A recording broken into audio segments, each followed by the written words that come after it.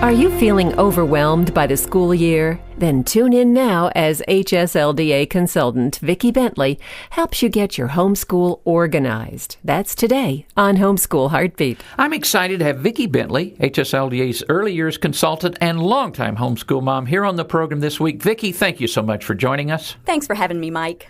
Vicki, facing the huge pile of curriculum for a new school year can be daunting. Do you have some good tips for keeping yourself together as you organize your upcoming homeschool year? Well, first, take a deep breath, because that pile of material is just your toolbox. It's not a test. Outline a plan for the year. You may take some detours along the way, but at least you had a route planned and you can be headed in the right direction.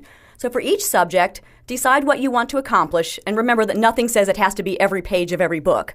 Then divide that roughly among your 9 months and jot down those chapters or topics or units. Now, while I'd have a basic overview for the year, I'd actually lesson plan only about 8 weeks at a time at the most. And be sure it's in pencil because it's bound to need some adjustment. The first year I homeschooled, when the box of materials arrived, I was so overwhelmed, I just sat down on the kitchen floor and cried.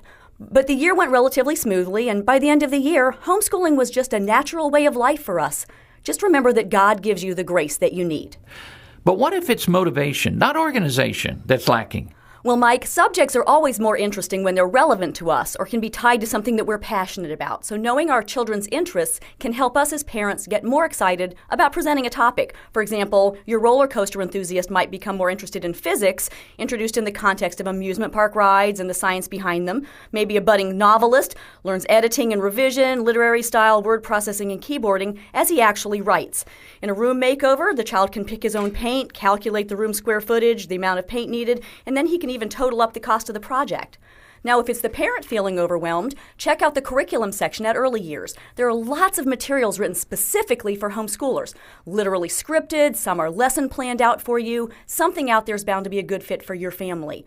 You can also dangle the occasional carrot of a fun family project for closure, such as a medieval feast to finish a Middle Ages unit, or an off-the-wall holiday celebration, such as Dr. Seuss's birthday. Keep things light for everybody in the family with fun and games in your homeschool. Vicki, what can mom or dad do to help motivate the children for another year?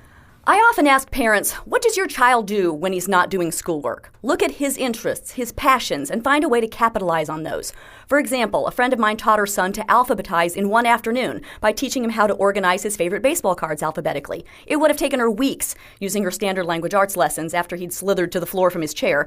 Some of the motivation factor depends on the age of the child, Mike. For an older child, I'd consider including him in some of the decisions. What science or history topics does he want to know more about? Would he prefer to write a report or do an end-of-section project? What foreign language sounds interesting or useful to him? Even a younger child can tell you what he knows and what he's wondering about a topic. Read up a bit on learning styles. Try to include some work that's up his alley, so to speak. Depending on the child's interests, you could toss in an occasional game day or a pick-your-own-topic unit study, or maybe celebrate some holidays as homeschool curriculum. We have some ideas for you in the curriculum section at hslda.org/early years. But most importantly, parents, be excited about being with your children as they learn, because your enthusiasm can rub off on them. Well, Vicki, thank you for your enthusiasm and encouragement today.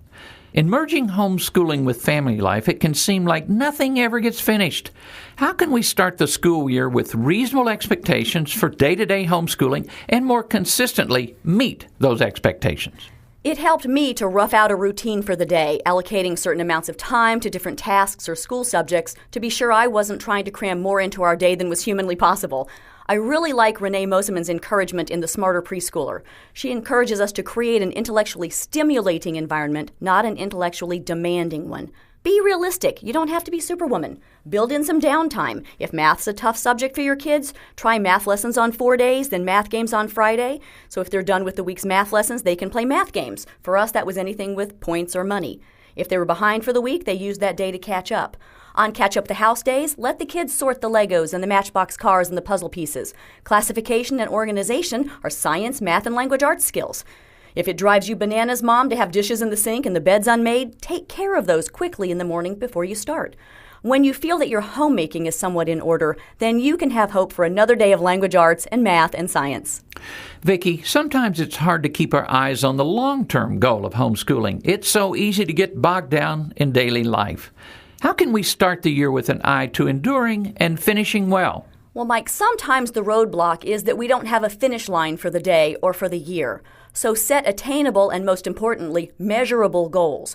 Break those long-term goals into smaller chunks that you can actually check off your to-do list. For example, a long-term goal such as teach Susie to read could be broken down into baby steps, such as add 20 minutes of read aloud time to each day.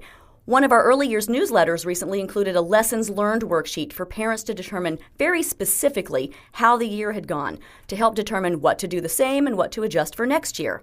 The definition of finishing well will certainly vary by household. For us, finishing well means we've not only made academic progress, but more importantly, spiritual progress and character development. I've heard it said, what good does it do for our children to make it into Harvard but not into heaven? Finally, Mike, we need to ask God to continually renew in us His vision for our families. Working in my own power is so overwhelming, but I can do all things through Christ who gives me strength. Vicki, it's been great to have you with us this week and profit from what you've learned as a homeschooling mom over all these years. Until next time, I'm Mike Smith.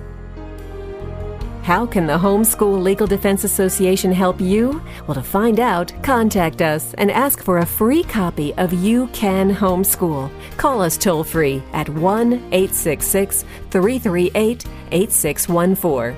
That's 1-866-338-8614. Or you can visit us online at homeschoolheartbeat.com.